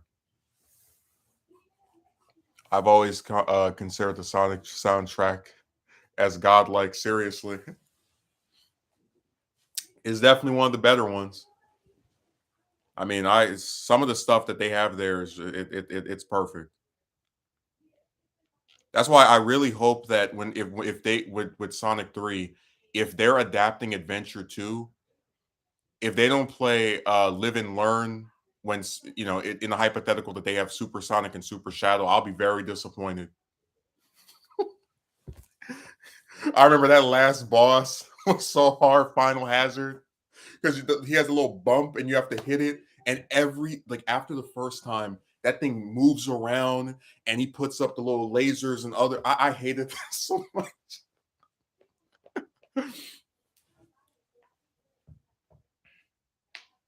Shadow, are you okay? Just like it was. Oh, that was I, still the hardest part of Adventure 2 to me. Probably is still there's a shadow stage that was really tough, and then one of the Rouge stages was hard. For whatever reason. I had a way easier time with the hero campaign, and the villain one was there were like 2 or 3 levels where I was just like, oh my god, I can't do this.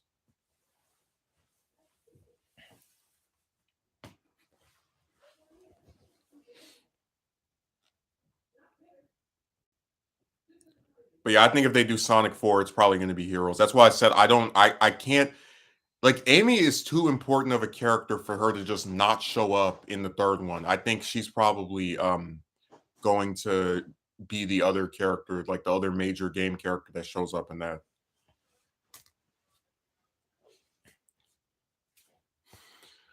It's the one where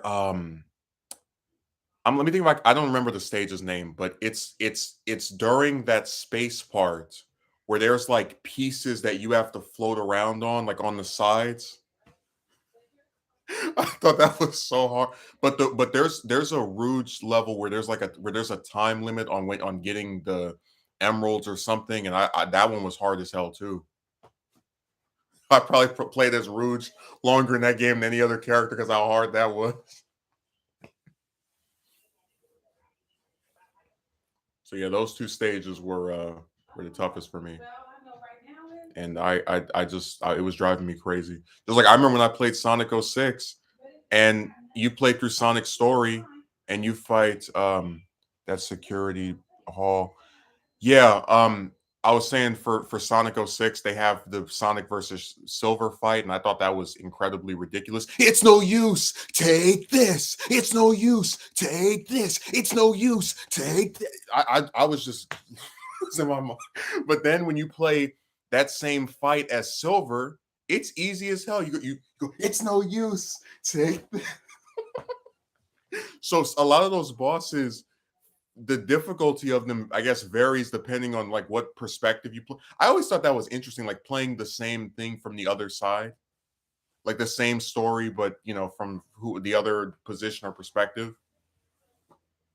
So Sonic 06, if that game had been allowed to actually be finished and not rushed out for Christmas 2006, it could have been one of the best games in the whole series. Because some of the stuff they talked about doing, where you could play open world as anybody you wanted, man, that would have been great.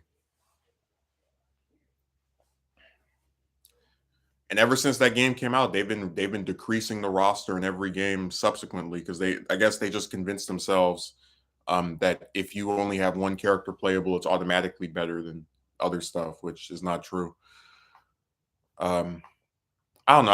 I miss the adventure game because I don't know. It just feels like playing the Genesis stuff where it's Sonic, Tails, and Knuckles, and then you transition to like Dreamcast, for example, and Heroes. So like the Adventure Tiles and Heroes, it's like they tried to do things that were different, and when they didn't get the reception they wanted to, they got like scared, like cold feet, and tried to keep like going back to basics over and over again, and it just doesn't work out all the way they want.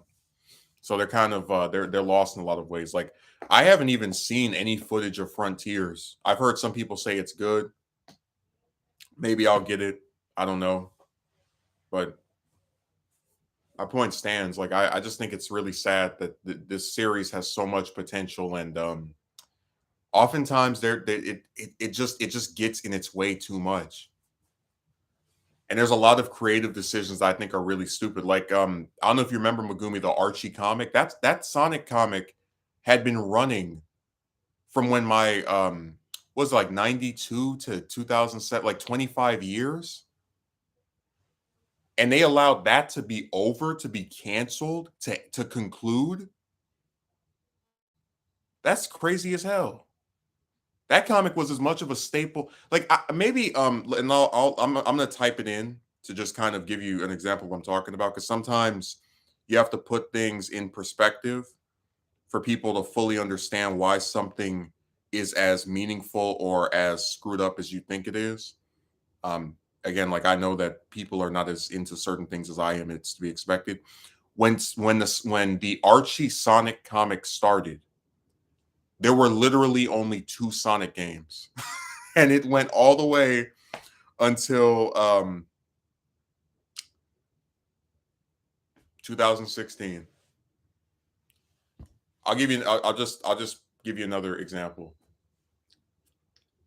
When the Archie comic started, the Archie Sonic comic, both of my parents were in high school, and it didn't end until I after I graduated from high school.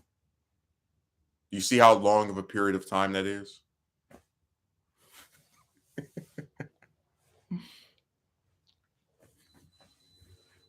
God, certain stuff just shouldn't be allowed to be, abruptly taken away like that.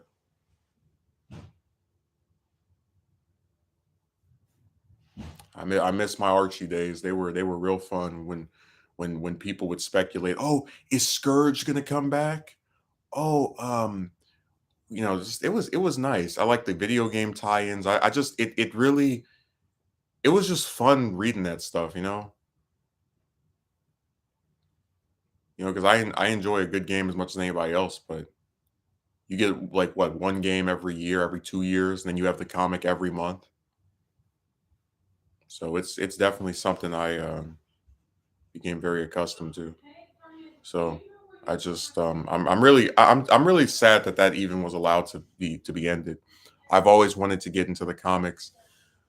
I'm telling you, the Archie stuff was really good, and then it just do you read manga? I'm nowadays I'm more into American comics, but I mean I've read some.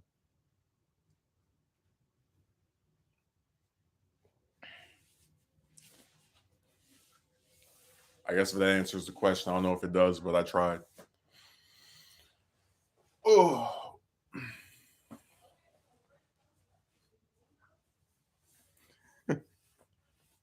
Megumi, you should have been done reading the comics. You should have finished 6 years ago.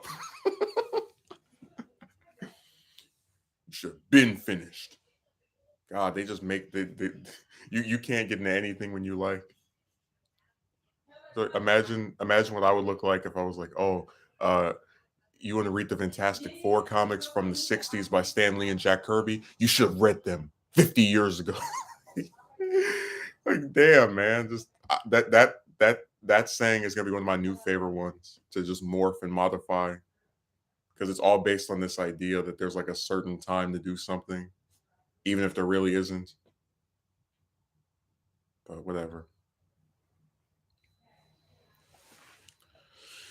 Yeah, I really enjoyed the comics. I remember sometimes people would take them and they would like stick some music over a slideshow video, like they'd show all the panels and they put it up as a video on YouTube.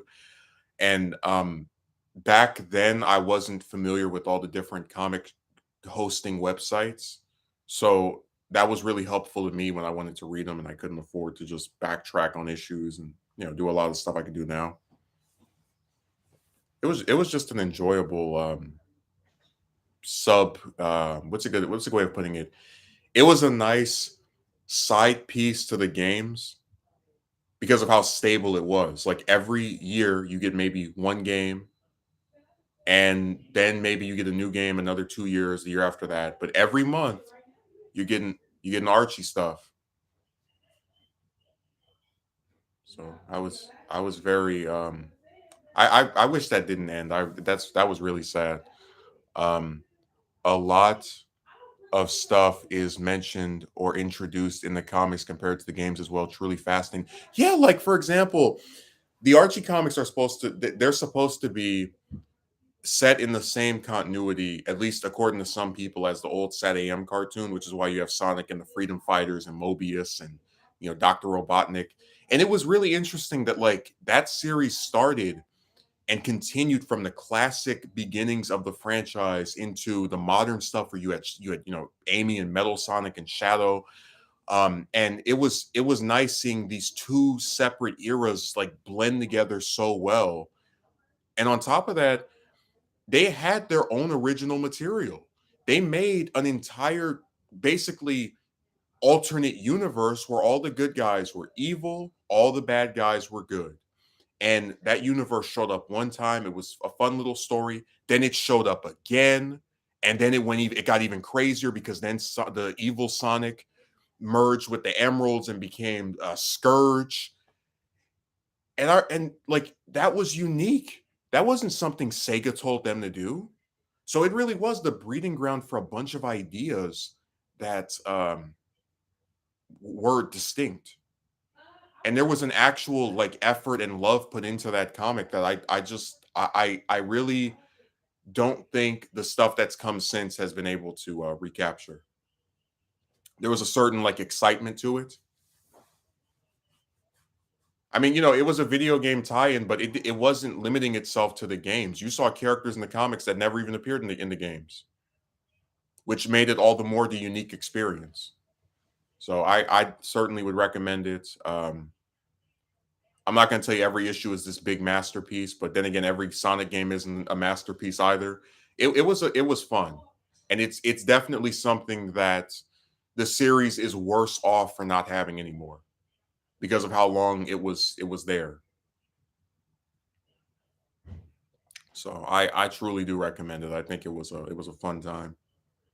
And if you can, you should also they should have somewhere that you could read Sonic Universe. That was like a spin-off comic that was set in the same universe about different characters. So it's kind of like an anthology. That's another book that I liked because it was always something different, and they would tell you how long the arcs were. Like you wouldn't just be like, oh, we're on issue 7 of the Knuckles side story. Like they would say, hey, this is part 5 of 5, part 3 of 3. They were honest about how long this stuff was going to take. Um, so it was a fun book, and I really think it's sad that certain stuff doesn't last as long as it should. But that's just the way the internet goes, I guess.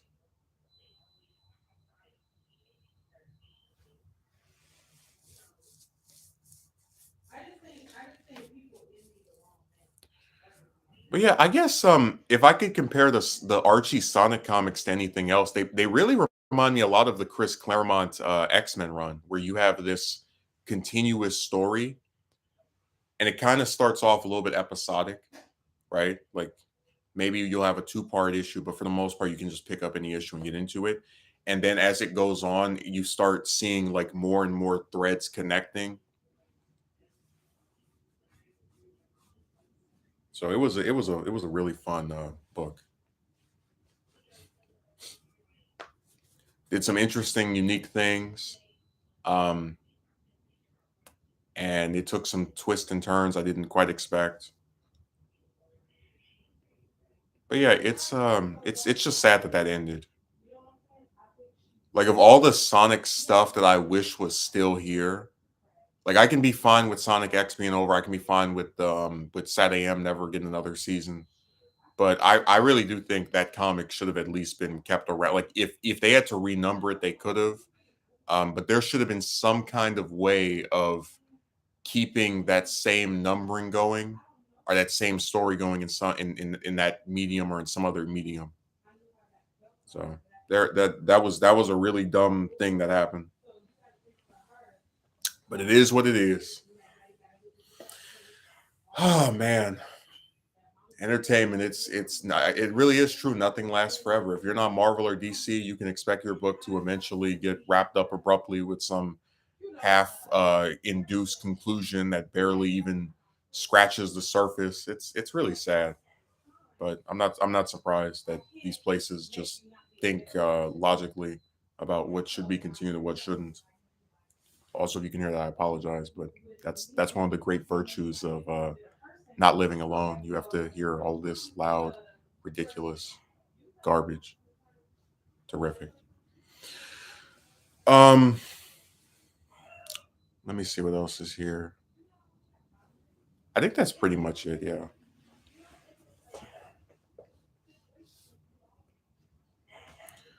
But yeah, it's been a really crazy week. I'm hoping that I can probably finish that video tonight. I've got most of the script written. I just need to do my conclusion, and but there's some parts at the start I want to put in there. But it's all based around just like some of the concepts that we've discussed on some streams in the past. So I think I should be able to finish it by the night. I'm not going to make any promises. And I already know Megumi is going to be very disappointed. He's going to say, "Hey, where's my video?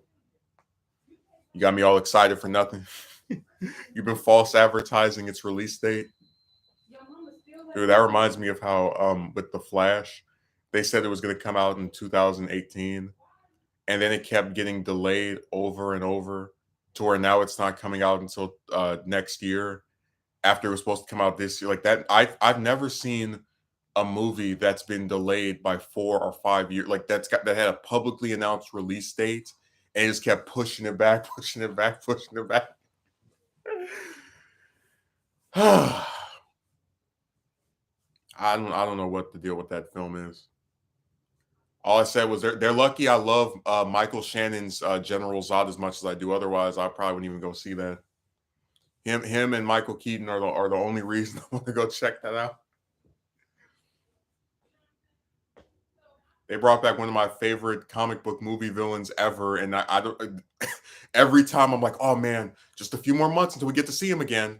Delay, delay, delay, delay, and you're like, damn, can we just get to the whatever?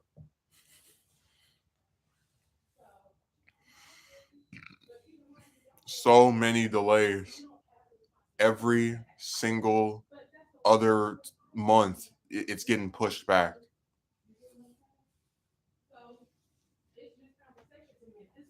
Well, I'm talking about a movie, like a film that had an announced release date, and it just kept getting pushed back for like 4 or 5 years. Flash was supposed to come out again 4 years ago, and they had troubles with the script. Then they had troubles with some actors, and the virus messed it up even for like they when that movie comes out, I hope the studio makes some kind of documentary just showing all the stuff that went into the ridiculousness of that. The thing with me is I like my stuff being physical, so getting the actual paperbacks of the comics may be quite difficult or maybe expensive. Oh yeah, I mean, you look at Marvel, right? You know, the one thing manga always has over American comics is they make it very accessible for new readers. You want to start reading Bleach? You go to on Amazon, type in Bleach Volume 1, you get that for like what, $10, $20, probably 10, I'd wager. You want to start reading what, Captain America? You get Marvel Masterworks Volume 1 that has like 40 issues out of 1,000 for like $60. I mean, it's ridiculous. So that's why, as much as I may like physical media as well, I used to have a whole section of comics just on top of each other because of how expensive they start getting, even the collected editions, right? I'm just gonna go online and read this stuff. Like I'd rather at least be able to read it and enjoy it, just period, like that way, than have to sit here and spend $100 to get like 50 issues. It's ridiculous. It's really crazy.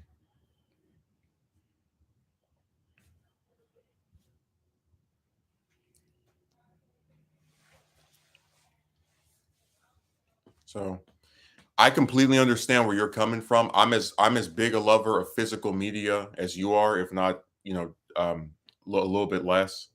But when this stuff, when the prices on those things start like ballooning, that's where it really causes me to walk away or to not be as interested. But like I said, if if you want to go that route, I'm not telling you you shouldn't. I'm just saying, be careful because a lot of that stuff gets really pricey, and it just shouldn't cost that much to read comics. I don't believe that's right. But I don't run Marvel. You know what it is? Marvel knows that most of their newer stuff is just like whatever. Um, but they also know that their older stuff is like where you actually had talented people making things, so they price gouge the older stuff because they know the newer stuff is like worthless or like not of any value, except every one story out of 100 or something. And yep, that there's that too. I totally understand your position.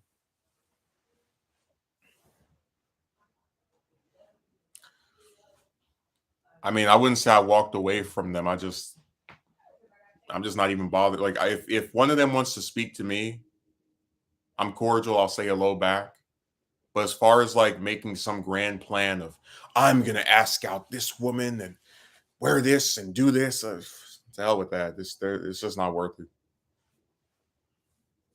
So I'm open to stuff like just in general, but I'm not gonna sit here and hold my breath for them.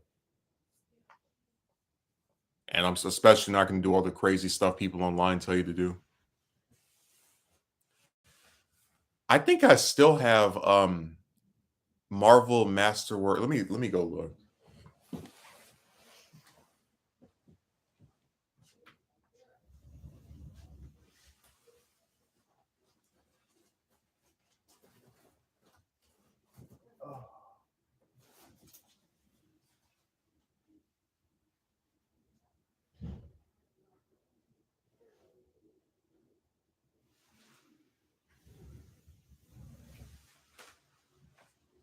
All right, I'm gonna go and dig through things later. But I could have sworn I had like 2 volumes of Marvel Masterworks, and I remember like I put them somewhere because I didn't want like any damage or whatever. But I'll go and check at some later point. Like I said, those books, when you get a full volume of them, they cost 70, $60. Just ridiculously expensive. What sacrifices are you still willing to make for love? What love?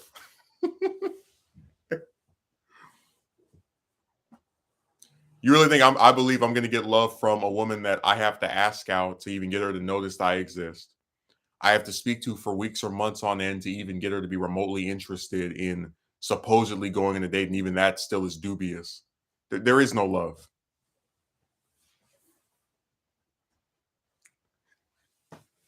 Dude, I abandon any concept of uh falling in love or being invested in this other a long time ago. When you start seeing the stuff people were telling you to do to get with one of them, the love ship sailed a long time ago. Yeah, it's the same with video games too.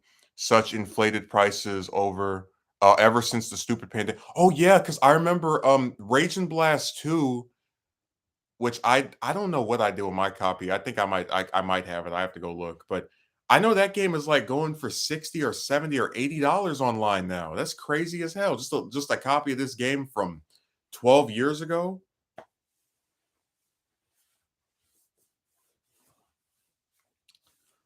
But people have been doing that for a long time. Like I remember I used to go on eBay and they would have Marvel versus Capcom 2 for like 60, 70, and it wouldn't even be in like it would just be like the little disc. They sell that for that much.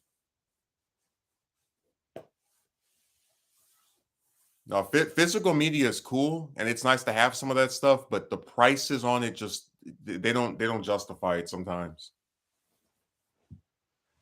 Like and we're not even talking about those extremely rare movies. Um like I've seen some films. They're not on Blu-ray. They're not in this like they're okay quality. They're fine, but like there are some movies that you can't watch online unless you pay somebody to. And some of these people, when you pay them, they won't even give you like a digital copy. They'll give you a DVD, and then you have to go and buy a DVD player because a lot of the stuff I watch is like a file. That's really nuts. So yeah, physical media is unfortunately becoming this thing that people use to price gouge others. It's really sad. I guess that's the way of the net. Anytime somebody has something that they think they can get a little bit of value out of, they'll make sure to try and squeeze as many nickels out of you as possible. Megumi, you should have been done. You should have had that game years ago.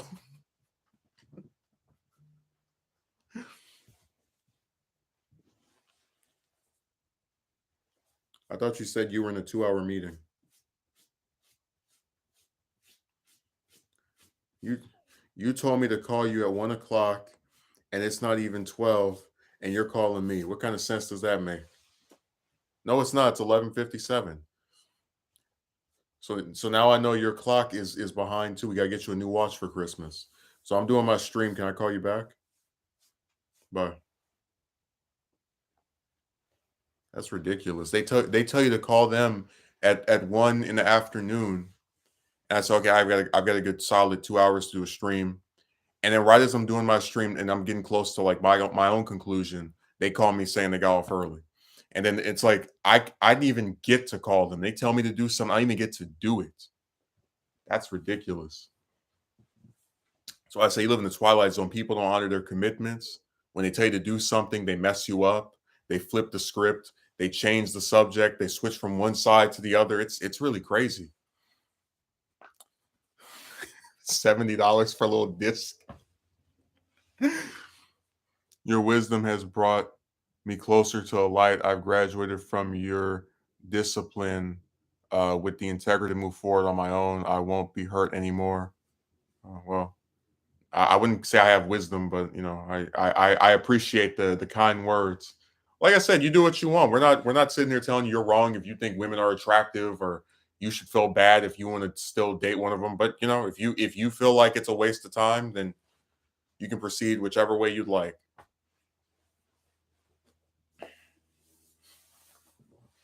We're not about to sit here and scam you and tell you that if you just follow me on my Patreon, I've got all these tips that are going to get you, just forget that.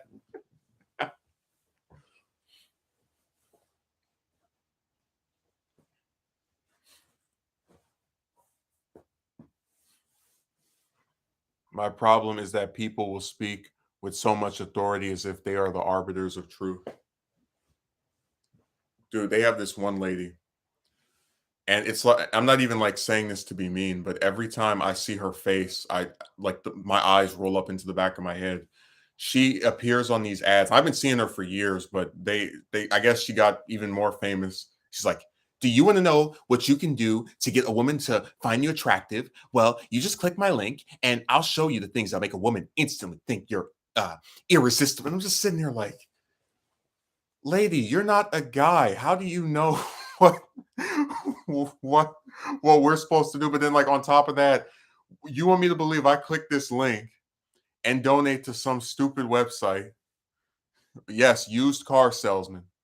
And I'm not saying her name because I'm not giving her any more. Like I don't say names of people I don't like as to not give them free advertising.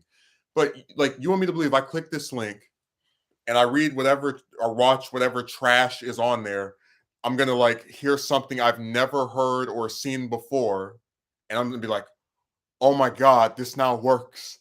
Thank you, magic woman, for coming and rescuing me. If only I had clicked soon." Like, get out of my face, like. And like I said, go back to this. Remember that we talked about this before. Disparity. Do you think if a man came on, imagine what I would look if I came on here and said, you probably want to meet a nice guy like me, right, women? Well, if you click this link, I'll show you what you can do to be found attractive. I would get laughed at. I would get made fun of. They'd be like, dude, chicks don't need you to get a man. Are you serious?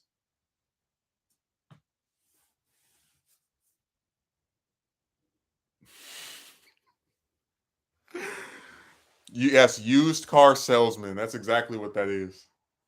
I don't come on here with any of that trash. I'm not scamming anybody for with some tips and tricks. Do I believe in marriage? I mean, what do you mean? Do I believe it exists? Do I believe it's between a man and a woman? Like what does that question mean?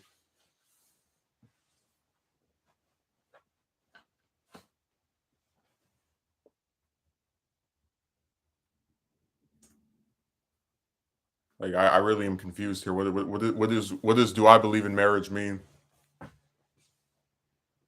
If you want to learn how to hunt, you don't ask to pray. Hey, I should leave that on. Like I go to one of her videos and just put that like quote you and put that in the comment section. Imagine a deer being like, "Hello, hunter. Do you want to know how you can stick a knife up my behind? Well, if you just click this."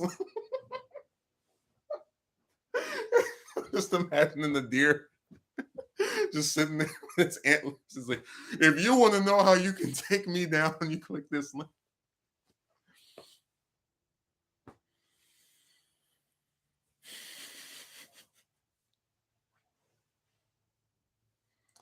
Is it a functional and meaningful institution which upgrades love?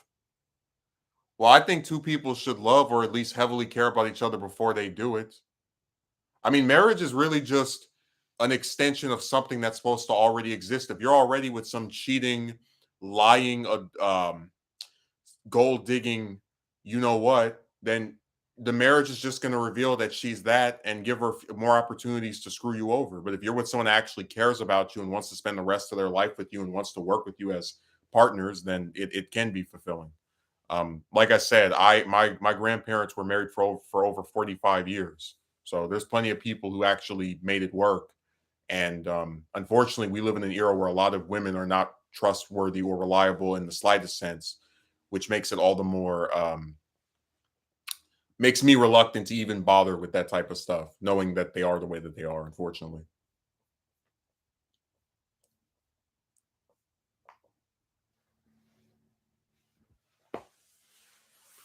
there's Envoy again. You should have been here. You should have shown up 2 hours ago. You should have rolled out the red carpet back then. You should have been here.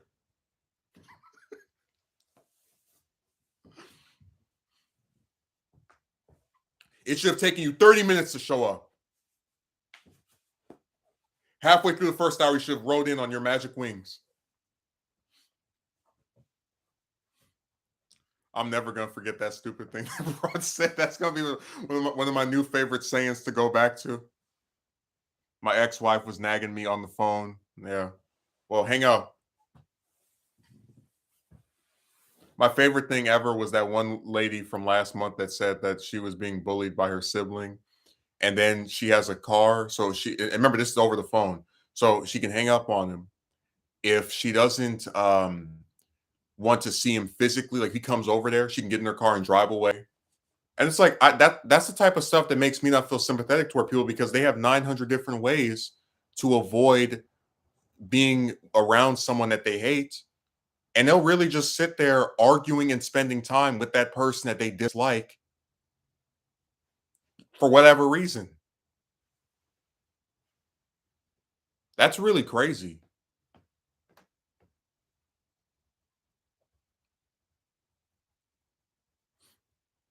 But again, we're surrounded by a lot of insane people. Yeah, Envoy, we're gonna probably have to ban you. You don't have the speed we're looking for.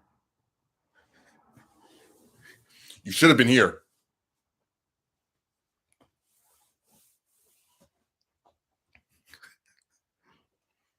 Have you ever been in love? Yeah, with the woman I asked to marry me who said yes and then reneged after a couple of days. I told her that I loved her, and from this point forward, I have never told a single one of these pricks that same thing because of how jaded I was after she turned heel and ran away. So that's probably the closest I would, because like again, that was one of the last instances where I really believed you were going to see some huge status quo changing event. Because like I said, she agreed to do it, made all these plans, etc., and then just backed out of it. And then you're not supposed to get pissed and just continue to believe that, oh, Magic Woman will show up. And I was done with it at that point. So that was so lame. Just like that chick from Scotland that was talking about BDSM and asking me all those personal questions. I thought that one was going to work out too. When I got up that morning and I looked at my computer and I saw where she said, I don't think this is going to work out. I wanted to spit on the screen and throw the whole thing out the window because I was like, you had me typing all these paragraphs, answering all your damn interview-esque questions for nothing. Time to start over. Nah, the hell with that. And then when you come online, you talk about how stupid the stuff with chicks is and how if men did this to women, people would criticize us. They go, shh, be very, very quiet. To hell with that. Women get to sit online talking trash about men every single day. And then if you talk about them, you're supposed to feel bad. Man. Yeah, I most likely would have done the same thing that happened to me. Always got to keep rebooting from stage one and never progress. Megumi, I guarantee you would think you died and gone to heaven if you met some broad where, like, we're just a parody of the other one, right? Reverse genders here. She pays for your storage unit for you to keep all your stuff in. Even if you cheat on her, she forgives you and still wants to date you. Even if you get her put in jail, she forgives you and still wants to date you. She gets impregnated by you and then pays for the place that you two live at. Dude, that would be like some woman out of like what do you call it, like a simulation. Like you wouldn't even believe that. But if a guy does it, because they are they'll put up with anything out of pure desperation. Tell you, this is the woman's era. And if you don't have a triangle, you might as well just go die. I'm not saying that because I want you to do. I'm saying that because that's clearly what is being implied here. That if you don't have a triangle between your legs, you can expect for things to not be appealing to you and for people to be completely fine with that.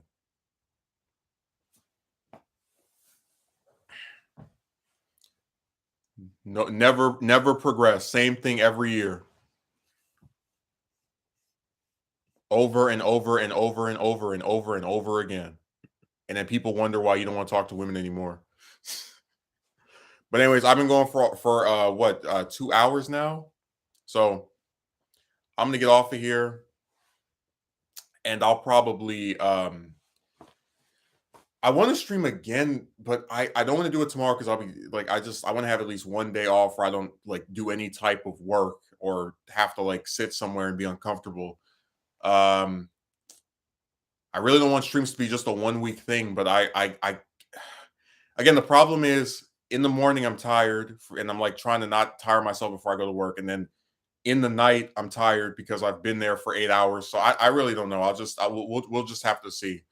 But I'll definitely do one next Saturday as well. So thanks for showing up, Megumi. Akatsuki Merchant after your long absence. Winter Fresh made a brief appearance. I would thank Megumi again, but you should have been here.